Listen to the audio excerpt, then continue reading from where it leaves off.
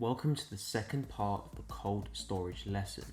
You now know how to generate and store private keys offline for maximum security, which is a crucial skill to know.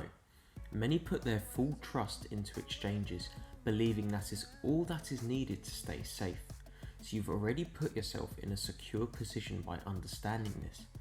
Now this lesson is to enlighten you on a slightly costlier but much more efficient method of storing your cryptos, reducing all risk and fear of jeopardizing your crypto holdings to practically zero, especially for long-term investing. This method is with a device called the Ledger Nano S, a little electronic USB device which works as a portable private key and can also authorize and sign transactions, all through the digital interface. Now this device has exploded in popularity this year after Ethereum and Bitcoin started setting record highs, meaning investors suddenly had a lot more money held unsecured than they originally expected.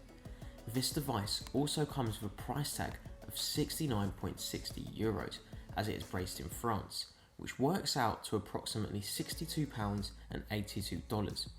The increase in popularity also means a waiting time of around 1 month, so it's better to order sooner rather than later.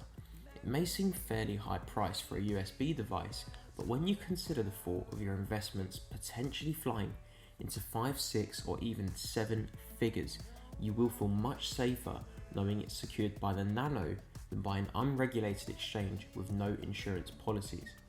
However, this may not necessarily be needed if your holdings are under £1,000, dollars or euros. So let's jump straight into getting this set up and having you ready for safely securing your coins. Firstly, you will need the Google Chrome browser, as the Ledger currently only supports this. This allows you to download all of the wallet apps straight to your computer desktop, along with the Ledger Manager app to manage all of the apps in one single place. We can see this by going to the Chrome Web Store and entering the apps we will need. I already have these installed, so I won't bother downloading again. Once downloaded, drag all of the icons to your desktop. This allows you to easily access your wallets at any time and even add them to the dock for ease of use. Now it's time to set up your device. As mine is set up, I cannot show you the first steps. However, the device guides you step by step upon activation. To do so, simply plug the device in via the USB cable provided. Just like the paper wallet on Mew, Ledger provides you a backup seed key during installation, should you ever have an issue with your device. This comes in the form of 24 randomly generated words.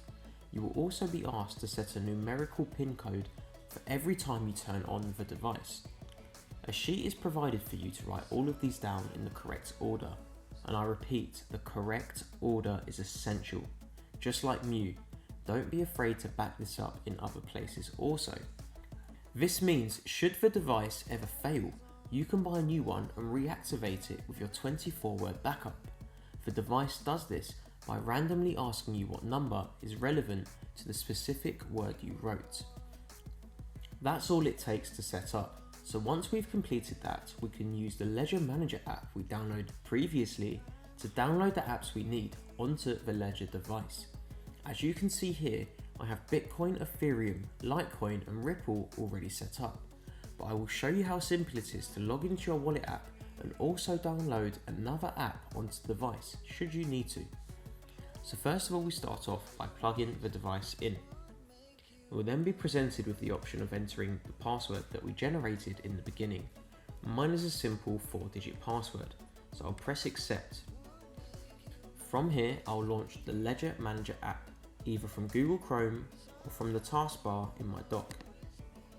Once open, it will automatically detect the Ledger is connected and immediately open up every single app you can download to the device.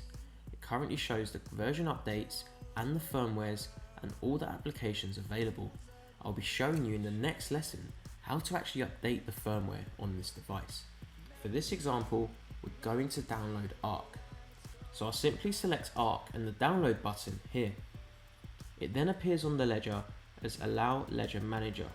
Simply press yes. This will then begin the download process. And within seconds, Arc is now available on the ledger. From here, I can close the app and access this through the store. However, because I have not downloaded the Arc app yet, I will use one I already have. So for this example, I will open up Ripple. Once the Ledger Wallet Ripple opens, you have to go to Ripple on the ledger. Once you've highlighted Ripple and you've downloaded it to the ledger, simply press both the buttons on top. This will activate the ledger private key. Once you've selected the Ripple on the ledger, it will then access your wallet for you. From here, you can browse the wallet, view your balance, and see everything you need to do. You can send transactions and also receive transactions from this wallet. However, we will be covering this in future lessons. So for now guys, I will see you in the next lesson where I'll show you how to update this device securely and prevent yourself from losing any of your cryptos. See you in the next lesson.